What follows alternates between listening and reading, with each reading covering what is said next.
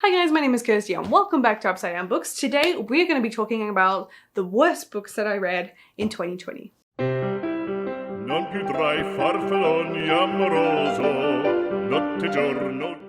So I have 5 books I want to share with you today that were just not that great this year. Thankfully, no more than 5. These are like my only 5 books that I didn't really enjoy, and I thought it would be fun to talk about them and why they weren't that great.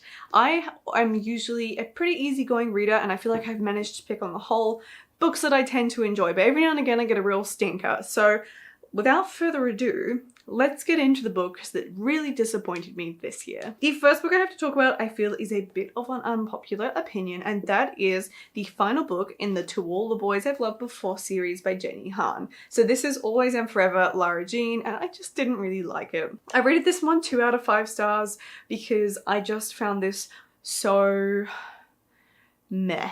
I actually have done a video that you can watch where I've done a full series review about whether this series is worth it or not. And I think on the whole, book 1 was entertaining, but I could have happily not read the rest of this series. It's not just that it's a bit tweeny and young, it is very cliched, and this last book is suffering from a bad case of repetition.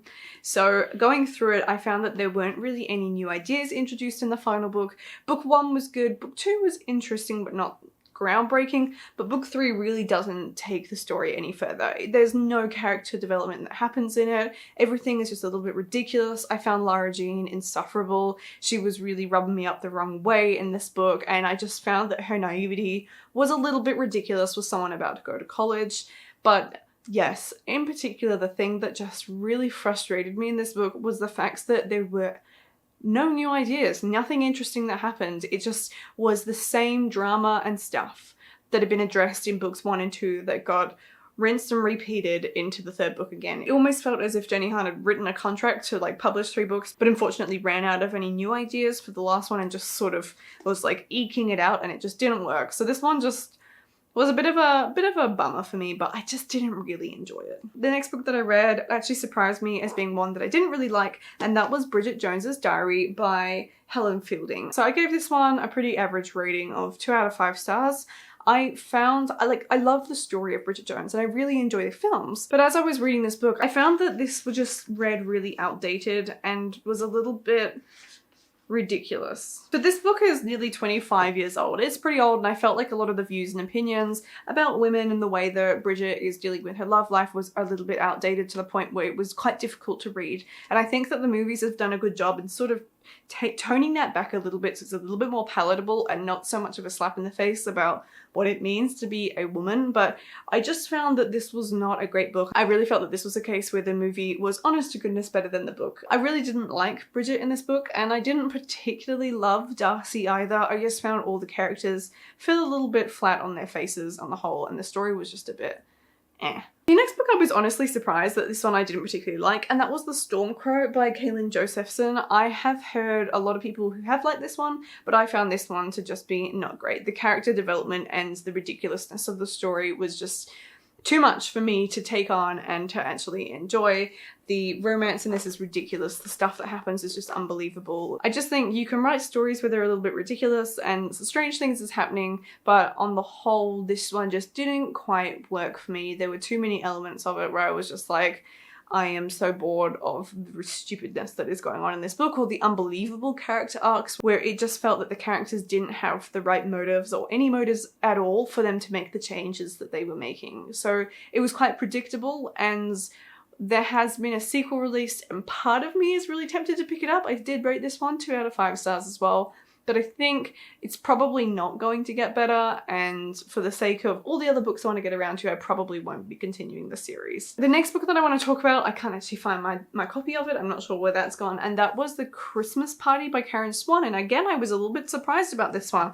I actually received this for review, and I have in the past really enjoyed Karen Swan's books, but this one I just found really mediocre. This was another 2-star read for me, and as much as I wanted to get on board with the story, it was quite a long story, and I think all the action happened way too late in the book for something that was going on to I think close to 500 pages, at the very least 400 pages. It's really, really slow going at the beginning, and then all the exciting stuff is crammed into the last few pages, and it just, I think I was really lucky that I didn't end up DNFing this book.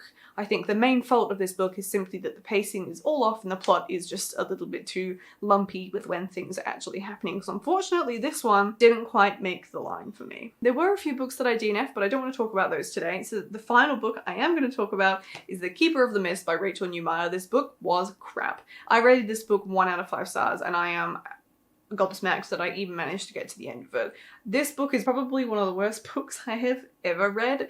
It is so badly written, it's not even funny. This was quite painful to read because apart from the fact that the plot was really boring and slow, I was just confused the whole time. We are thrown into the middle of adventure at the beginning of the book, and I was expecting that as you progress through the book, things would start to make sense, but they're just never explained. You just sort of have to fill in the gaps yourself.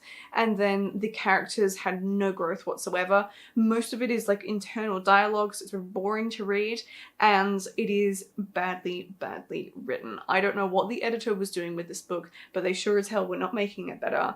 There are like the same phrases used within a couple of pages of each other. There are the same things just slightly reworded or word for word repeated and repeated, and it just felt like the book was going nowhere, which was true. It really didn't really go anywhere. So I just found this one painful to read, and I was almost amazed by just how badly this was executed. And I found this one of the biggest disappointments because the blurb sounds amazing for this book, but the story falls short. I think out of all the books that I've read, having 5 books that were real stinkers isn't too bad of a track record, but these are the books that I considered the worst in 2020 for my reading. So let me know in the comments down below if you've read any of these, or if you like them or dislike them, or just let me know down below your least favorite read from this year. And I will see you in my next video. Goodbye. Alle gloria mia